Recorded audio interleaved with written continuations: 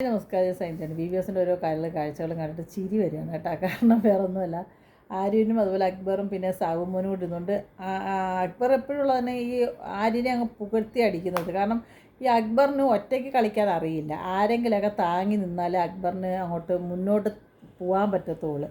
ആരെങ്കിലുമൊക്കെ സപ്പോർട്ട് വേണം, അല്ലാതെ അയാൾക്ക് ഒറ്റയ്ക്ക് നിന്ന് ഒരു കളി ജയിക്കാൻ പറ്റുമെന്ന് എനിക്ക് ഫീലായിട്ടില്ല. അപ്പം അക്ബർ ആര്യനെ അങ്ങോട്ട് പൊക്കുകയാണ്. മലയാളത്തിലുള്ള നടന്മാർക്ക് എല്ലാവർക്കും അവർക്ക് ഏതെങ്കിലും ഒരു മലയാളത്തിൽ ഏതെങ്കിലും ഒരു സ്ഥലത്തെ ലാംഗ്വേജ് പിടിച്ചിട്ടാണ് അവരെല്ലാം അഭിനയിക്കുന്നത്. ഇവൻ പറയാണ് അഭിനയിക്കുന്നത്. പിന്നെ ഇവൻ ഇവിടെ വന്നതിന് ശേഷം ഇപ്പോൾ നിൽക്കുന്ന രീതി ഇവിടെ മലയാളത്തിൽ തന്നെ പിടിച്ച് നിൽക്കുവാണെങ്കിൽ ഇവൻ്റെ ലെവലങ്ങ് വേറെ ആവുമെന്നും. എൻ്റെ പൊന്ന അക്ബറിന് മണ്ടനാവാം, അത് ഞങ്ങൾ സമ്മതിച്ചു. പക്ഷേ ഞങ്ങൾ മലയാളികൾ ഒരിക്കലും മണ്ടന്മാരല്ല.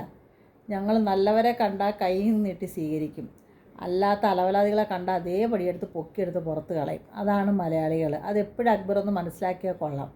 അക്ബറിൻ്റെ മുമ്പിൽ അവൻ ഷാരൂഖ് ഖാനോ സൽമാൻ ഖാനോ ഒക്കെ ആയിരിക്കാം, പക്ഷേ ഈ മലയാളികളായ ഞങ്ങളുടെ മുമ്പിൽ ആ ചെറുക്കൻ വെറും സീറോയാണ്.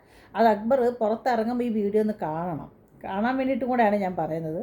അക്ബർ അതുകൊണ്ട് ആര്യൻ്റെയും ജിസലിൻ്റെയൊക്കെ ഒന്നും മൂഡ് താങ്ങാതെ അതുകൊണ്ട് അക്ബർ തനിയെ നിന്നൊന്ന് കളിച്ചിട്ട് ആ 5 പേരിൽ ഒരാളെങ്കിലും ആവാനുള്ള ശ്രമിക്കുക.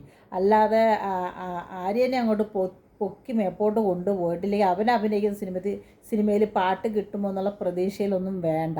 അവനങ്ങ് ഒരു സിനിമ എടുത്ത് പൊക്കാനുള്ള കപ്പാസിറ്റിയോ കെൽപ്പോ ക്യാരിബറോ ഒന്നുമില്ലാത്ത ഒരുത്തനാണ് ഈ ആര്യൻ എന്ന് പറയുന്ന വ്യക്തി.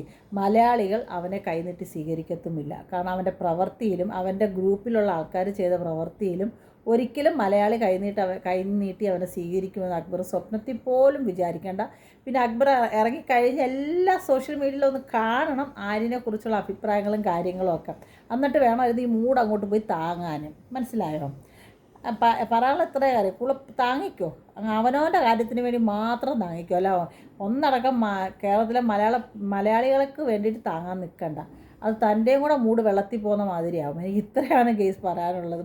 അടുത്തൊരു അപ്ഡേഷനോടെ വരാം. Okay, bye bye, Tata.